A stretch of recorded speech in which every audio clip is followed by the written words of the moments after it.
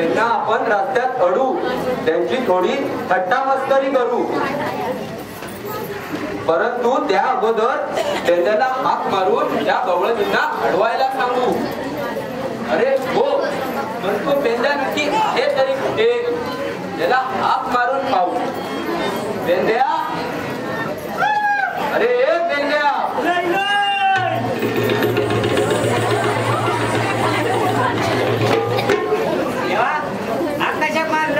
अरे आजची बातमी तुला माहीत आहे का?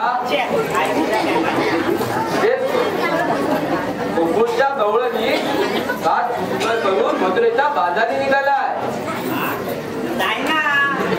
असं कसं जायना, त्यांना अडून त्यांच्याकडून आशीर्वाद घेतलं पाहिजे.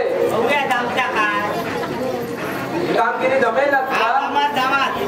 आणि जर नाही ऐकल्या झाडाखाली बसून ठेव.